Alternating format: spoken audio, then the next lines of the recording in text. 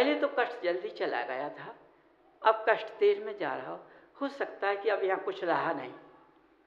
देखो उसकी बुद्धि कहाँ चली गई,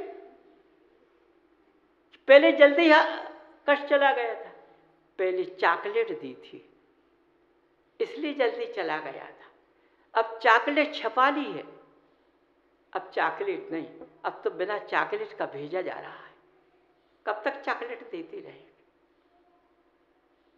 सोचो, अपने बच्चों को पढ़ाते हो कि नहीं पढ़ाते हो? जब बच्चा नया जाता है तो माँ पिता चॉकलेट देते हैं, साथ जाते हैं, भेजने जाते हैं, सब कुछ करते हैं। इसके बाद फिर न भेजने जाते हैं न चॉकलेट देते हैं, फिर स्वयं पढ़कर निकलता है। इसी तरह से बंधुओं, गृहस्थ के जीवो, पारस ने ऐसा द्वार खोला है कि जीवन जो मिला है ये अपनी भक्ति के मुक्ति के लिए मिला है। इस भक्ति को करो, इस भक्ति से कर्म कटेगा तुम्हारा, और कर्म काटना है जीव को जरूरी है। यदि भक्ति से मेरा कर्म कट जाएगा तो मेरा अशुद्धियों का सामना नहीं आ पाएगा, कष्टों का सामना नहीं आ पाएगा, आएगा निकल जाएगा। क्योंकि मैंने इतनी भक्ति की है तो कर्म जो थे वो आएंगे तो उदय में, रुकेंगे नहीं, सामने तो आएंगे, लेकिन तो भक्ति से वो कष्ट जरा देर में चला जाएगा। समझिए, तुम सोचो मैंने इतनी भक्ति की, कष्ट क्यों आ गया? नहीं भाई, कर्म किसी को नहीं छोड़ता है, जो बंधा है वो आया है, लेकिन तुमने इतनी भक्ति की है इसलिए वह कर्म कमजोर बन चुका है, जल्दी चला जाएगा।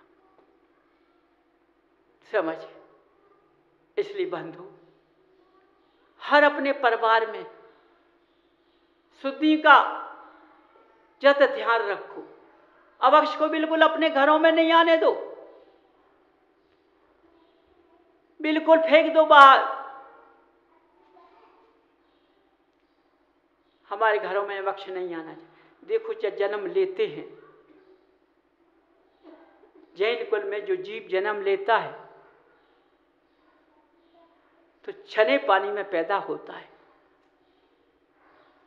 रात का भोजन, जिनदेव का दर्शन और छान कर पानी पीना, ये पहला सूत्र मिलता है। समझो, इस सूत्र पहला कैसा है, इस सूत्र को समझो ना। जिनदेव का दर्शन, अपने जिनालय के अंदर देखो, जिस जिनालय में तुम बैठे हो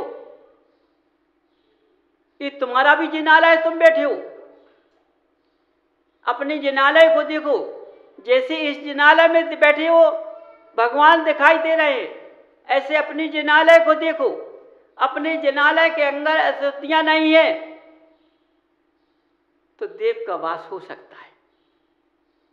समझिए, देव का वास हो सकता है, माने अनंत देव के गुण हमारे अंदर पहुंच सकते हैं। यदि हमारे अंदर अशुद्धियां हैं तो देव वासना नहीं हो सकती है। माने तुम्हारा जिनालय नहीं है, अभी नहीं है, बिल्कुल दिखाव चल रहा है। इसलिए गृहस्थ के जीवों, अपने मनुष्य पर्याय को, जैन कुल में हमने जन्म लिया है, इसको जरूर जिनालय बनाना है। माने जिनका भगवान का जिनालय जो है, समझिए, इसी तरह से हमारा भी अपने अंदर जिनालय बनाए और इनके गुण हमारे अंदर पहुंचेंगे तो आपका इनका नाता लग जाएगा। फिर आपको इनकी याद आएगी, याद सताएगी। कहीं भी हो, इनका प्रतिबिंब तुम्हारी दिव्य दृष्टि में बस जाएगा, आ जाएगा, और दिव्य दृष्टि तेज हो जाएगी, हखिया नहीं हटेगी, समझ चाहिए। इसलिए हम भगवान जब हमारे अंदर प्रवेश कर जाएंगे तो हमें इधर उधर की जो ज्ञान की बातें आती हैं अलग दुरुपयोग वाली, वो नहीं आएंगे। मिथ्यावादी बातें आती वो नहीं आएंगी। मिथ्यावाद चला जाएगा। इस तरह से अपने गृहस्थ जीवन को पवित्र बनाइए। यदि तुम्हारा गृहस्थ जीवन पवित्र बन जाएगा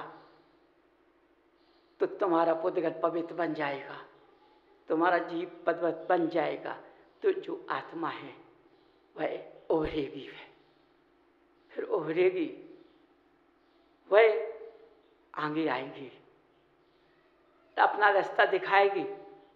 तो जीव पुद्गल उस आत्मा के रास्ते पर चल के, तो देखो ये जीव इस पुद्गल को छोड़कर चला गया, फिर वह आत्मा इस जीव को साथ लेकर जाएगी।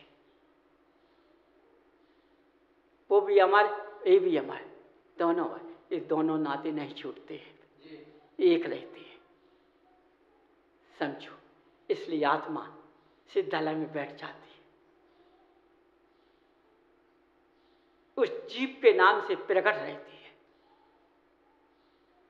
इसलिए वो जीव का नाम रहता है। आत्मा बिना नाम की होती है, आत्मा को किसी ने पहचान नहीं पाई। समझिए बंधु, इसलिए अपना ज्ञान जगाओ। हमें इस क्षण सुख में नहीं आना है। इस क्षण सुख से क्या करना है? हमें ऐसा सुख पाना है तो जीवन पर्यंत हमें सुख की रास्ता मिले, मैं उस पर पैर रखूं, उस रास्ते को करूं। इसलिए बंधुओं, गिनतियों में धर्म नहीं होता है, अंधकार में धर्म, और धर्म मर्यादा में होता है, बिना मर्यादा के धर्म नहीं होता है। इसलिए अपना विचार, अपना सोच अनंत सुख की ओर ले जाइए, जिससे पुद्गल कभी दुर्गंध की ओर ना पहुंच पाए, तो दुर्गंधा में न बदल जाए। तब ये जीव अच्छे रास्ते की ओर जा पाएगा और तुम्हारा पुद्गल चमकता हुआ दिखाई देगा। तुम स्वयं अपने, तुम्हें केवल जिनाला हो तुम्हारे आमने सामने दिखाई रहेगा, इसके अलावा किसी का अंदर प्रवेश नहीं रहेगा। वही अनंत सुख की प्राप्ति होती है, इसके अलावा कोई अनंत सुख की प्राप्ति नहीं है। इसलिए बंधु वाणी विराम करता हूं। महावीर भगवान की जय। जहां पर मन की शांति होती है,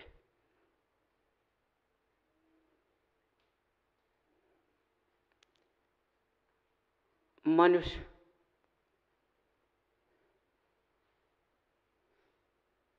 गृहस्थ जीवन में फंसा है, चारों तरफ से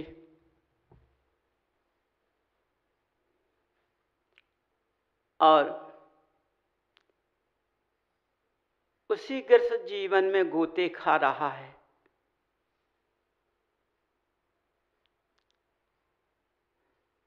कैसे गोते खा रहा है कि उसको गृहस्थ जीवन का भी कोई उसके अंदर से कभी अच्छी भावना भी नहीं होती है कि मेरा गृहस्थ जीवन कैसा हो। उसके भाव कभी अपने गृहस्थ जीवन के अंदर जाते नहीं हैं। हम इस गृहस्थ जीवन को कैसे सफल बनाए? उसमें रहता जरूर है, लेकिन उसमें निकलने की क्रिया का कार्य नहीं करता है, फंसने का कार्य करता है। ऐ नहीं सोचता है कि इस क्रिया से कैसे निकलूं और इससे कैसे पार हो जाऊं, तो ये तो नहीं सोचता है और लोलुपता में फंसता चला जाता है। समझो, यदि उसके पास में 2 कपड़े होते हैं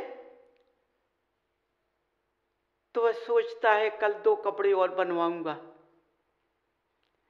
यदि 2 कपड़े बन जाते हैं तो कहता है कि 2 और बनवाएंगे।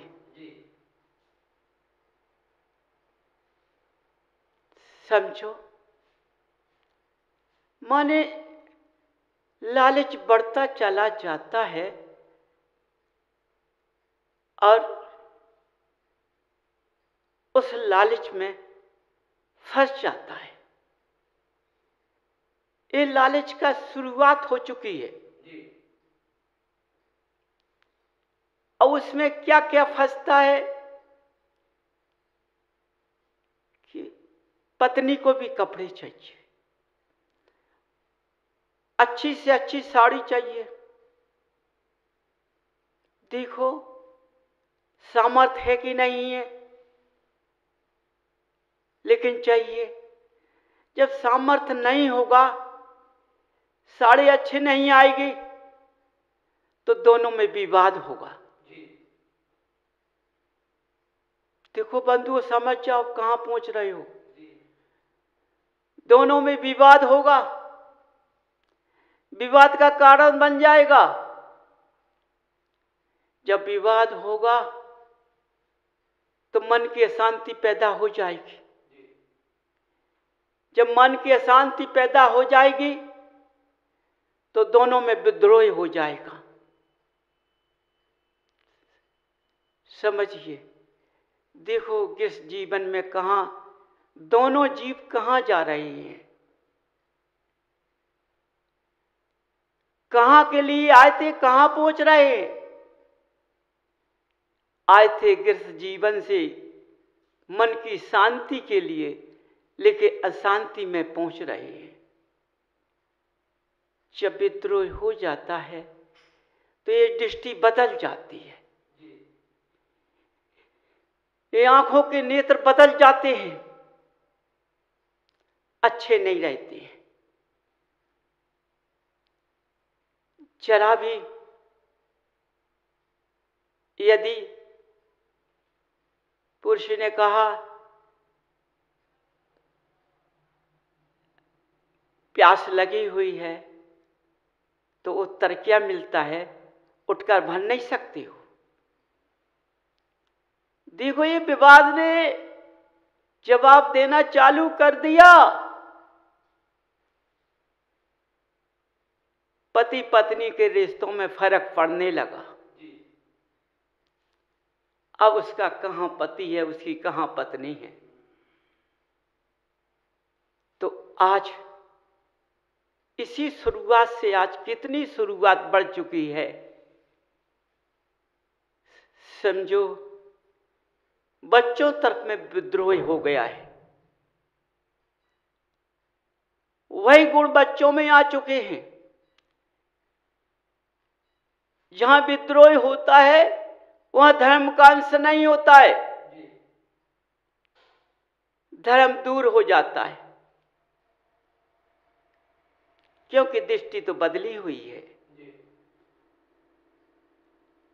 इसलिए बंधुओं, एक गृहस्थ जीवन का कलह में कलह बढ़ता चला जाता है, लालच बढ़ता जाता है, ऐसे संबंध हो जाते हैं तो भावना बदल जाती है। अच्छे विचार नहीं होते हैं, अच्छे विचार चले जाते हैं। जीवन निभाते तो हो, लेकिन गृहस्थ का जीवन कैसा हो गया, जैसों में नरकों में नारकी परेशान करता है। वही क्रिया गृहस्थ जीवन में हो गया। पति पत्नी के विवाद में नारकी बन के तैयार दोनों हो गए, एक दूसरों के वेदना में तैयार हो गए हैं।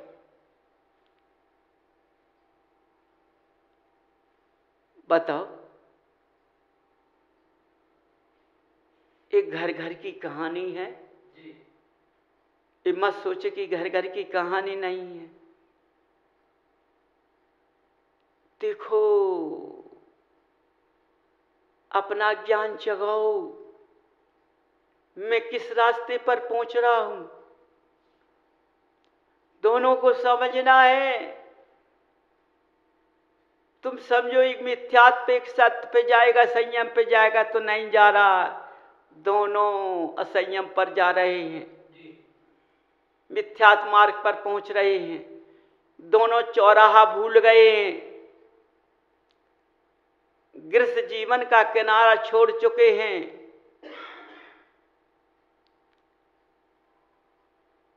ऐसे पुरुषों की हालत क्या होती है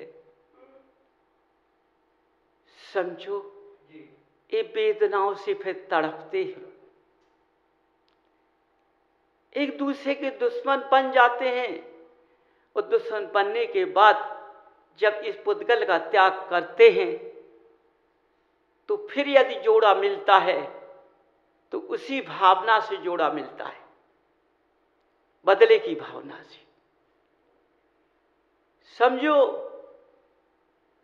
बंधुओं, उसी भावना से गए, ईर्ष्या जलन से ये जीव पुद्गल को छोड़कर गया, वो बदले की भावना को जब रखा तो फिर दोनों का मिलान होगा कुछ समय बाद, तो वही भावना फिर प्रकट हो गई है। समझो,